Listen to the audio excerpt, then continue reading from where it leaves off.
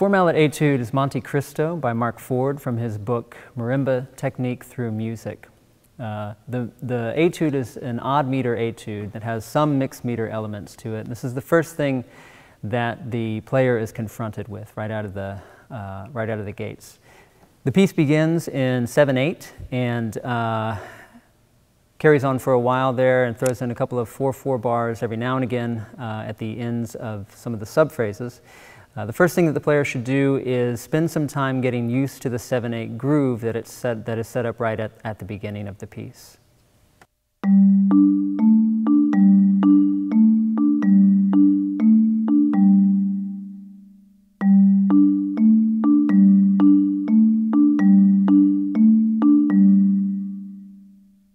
If playing in 7/8 is new to you, spend some time with the metronome. Set it at the 8th note level so that we're not really feeling any big beats when you start this process, and so that all of the meter is divided up evenly as we play through this groove. You'll see right as you get into it that the measure breaks down into a 2-2-3. So you can start to think of the groupings along those lines, but keep that metronome on at the 8th note level to be sure that you're staying right in time, particularly when you get to the end, the group of 3, so that we don't rush that 3 getting back to the beginning of the next bar. There are several 4/4 bars that are thrown into the mix at the ends of some of the subgroups and some of the phrases, and these are usually sort of the fill bars if you want to think of it in terms of drum set. And this is a bit of a departure from the groove that has been set up and is a little off-putting for the player at first, so it takes a little while to get comfortable with that. I'll demonstrate the beginning. First 4 bars, play 3 bars of 7/8 into the first 4/4 bar.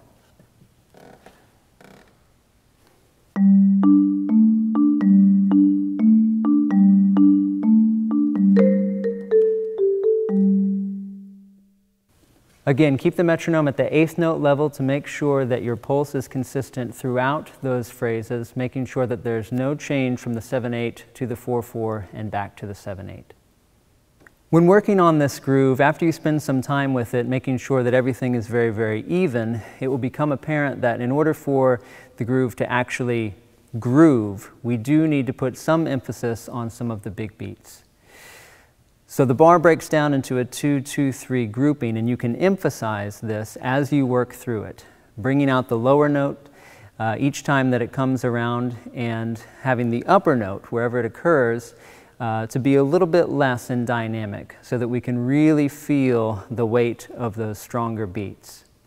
This changes a little bit from section to section in the piece. Sometimes we'll feel that groove in the right hand, sometimes we'll feel that groove in the left hand. But make sure that we're always aware that we do need to make some distinctions between strong and weak beats, depending on where we are, in order to have this groove really feel alive throughout the course of the piece.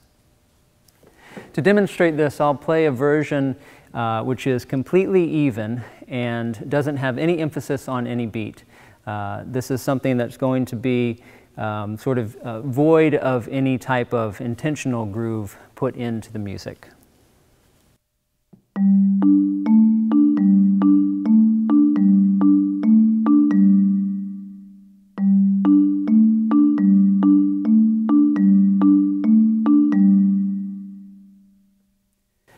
Now I'm going to play a version where I emphasize the lower notes to make sure that we're bringing out some of these big beats and bringing the music to life a little bit more.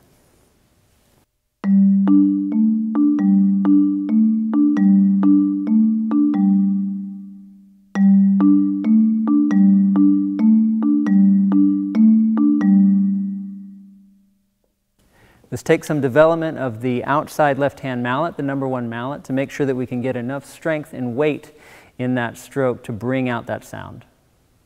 Generally speaking, we're going with a medium-hard marimba mallet. I've made the choice to put a slightly softer mallet in the #1 mallet position so that we can capture more richness in some of these bass tones. I'm using a 113, 114, 114, and 114. And the 113 down at the bottom really does allow for the lower register to open up a little bit more. It also allows the player to dig in a little bit more without worrying about being overly harsh or biting too much in the lower end of the instrument. There are a couple of technical challenges within the piece, and the first one that we see happens in the fourth bar. We have a grace note, a flam occurrence between the B flat and the C, and there's two primary ways that you can go about doing this.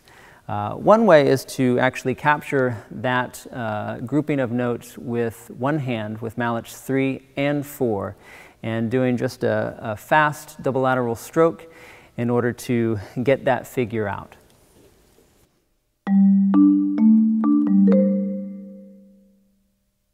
When playing this grace note or flam figure, make sure that you keep that figure as wide open as possible. This will take a little bit of work to get a sharp turn of the wrist and to control the figure so that we bring out the primary note, the C, and keep the secondary note, the B flat, down just a little bit. Another possibility of addressing this ornamentation, this flam that happens in the fourth bar, is to bring the number 2 mallet up. This separates the mallets a little bit from their roles as groove with the left hand and fill with the right hand, but it might be easier for some players to achieve this ornamentation this way by bringing the second mallet up and helping things out for a bit.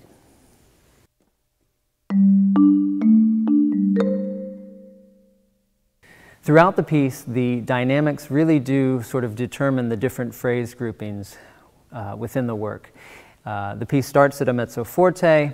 It eventually falls down into the second section of the piece that begins at piano, that has a very large crescendo throughout the section. Going into measure 20, we have come back up to mezzo forte. And here we have sort of a distinction between roles and between voicing. The right hand perhaps brought out a little bit more than the left hand. This section again ends with one of these crescendi, decrescendi episodes which sort of push the energy up and then release. And then we fall down into the next section which dips to a mezzo piano. In fact, the first time that we've seen this dynamic. Here the left hand takes over the primary role, and we have sort of a slow moving passage within the left hand. And this eventually crescendos again and dips back down into a repeat. The final section builds to the climax of the entire work and ends with our loudest dynamic at the very, very end of fortissimo. Tempo choice is a very important aspect of performing this piece. One might be tempted to take it a little bit quicker than it's actually written, and it's certainly doable to do so. But in doing that, sometimes we actually disrupt the flow of the groove. Sometimes pushing too hard on the tempo won't let the groove sort of sit back the way it needs to. Try to find a comfortable tempo that allows you to really, really capture the essence of this 7/8 groove. Make sure that your tempo isn't so slow that we don't have any momentum and energy in some of these push areas of the piece. And at the same time, make sure that we're not going so fast that we're hurrying through all of these passages without really sort of sinking in to some of the deeper groove aspects of the 7/8 groove that's set up at the beginning.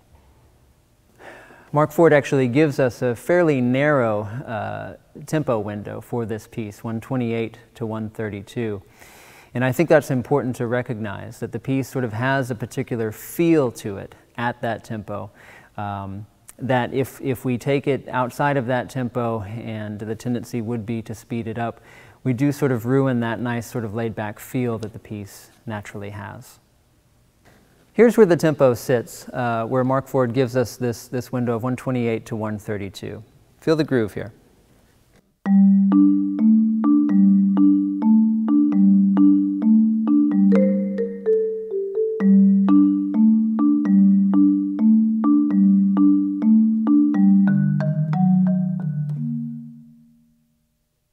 If we were to lean on the tempo quite a bit, certainly it would be possible to play, but see how it destroys some of the feel that we've set up at that nice, comfortable tempo.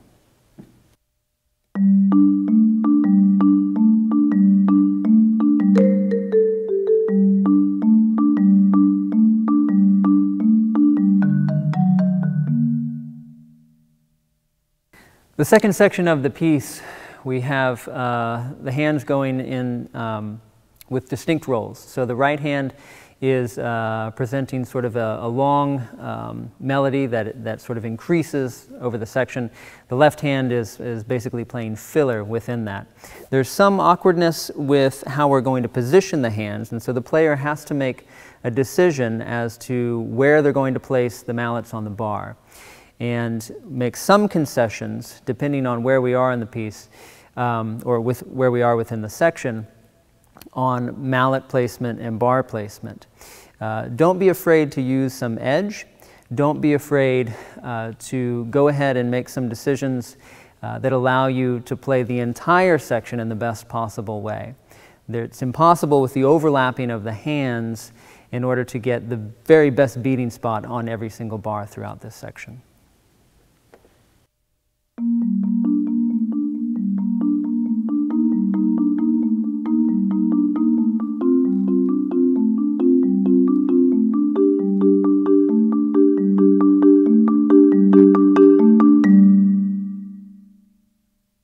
I've made the decision that in the fifth bar, when the right hand has the C and F, that I'm going to give the best bar placement to that hand so that I can keep consistent the right hand as it moves up and really sort of has this longer line to it. In order to do that, I have to shift down with my number 1, or my number 2 mallet rather, in the left hand, and use an edge beating spot, actually closer to the player, down on the naturals.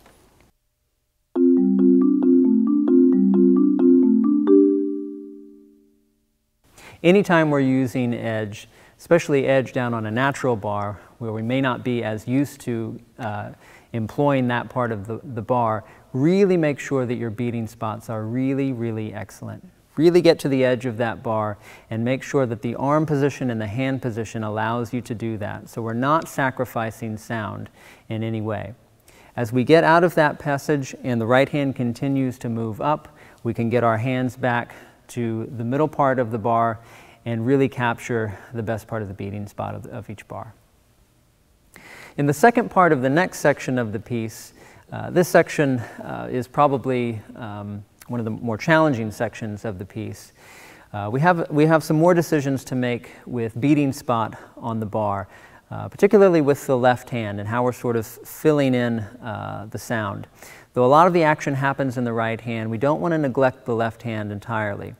I've made the decision with some of the accidentals here to actually go out to the center of the bar. It takes a little bit more motion and a little bit more movement, but at the tempo that we're taking it, it's completely possible to do.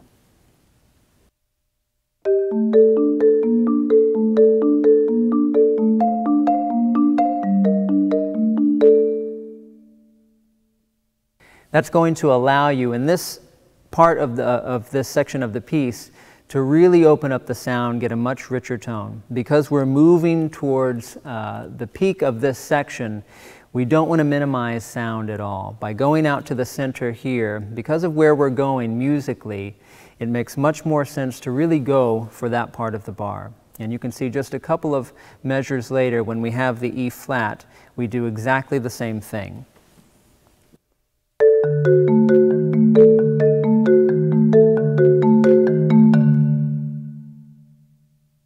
One thing to keep in mind, especially for those who are newer to four-mallet playing, is making sure that we're making every effort to get rid of as much tension as possible and to stay as relaxed as possible in the hands as we work through this piece.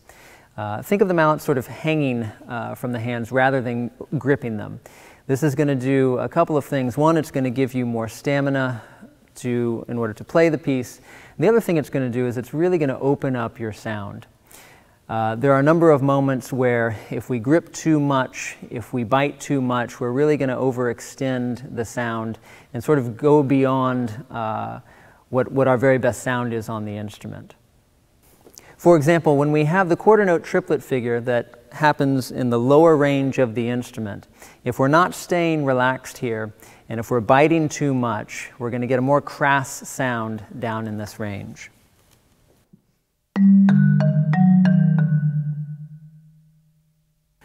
Try to make every effort to stay as loose as possible in the hand when we play this figure.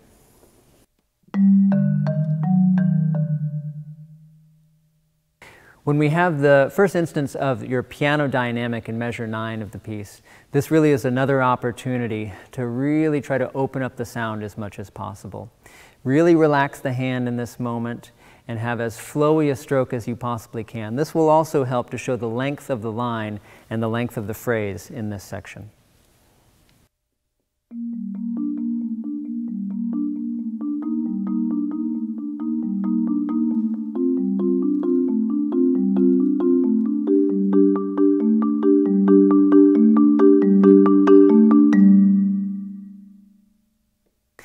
As the crescendo occurs, if we want to put a little bit more pressure in the hand in order to really sort of build the tension of this crescendo, we can. And we can do that as we sort of walk the crescendo up. But make sure we never go too far and never cross that line with getting a brittle sound on the instrument.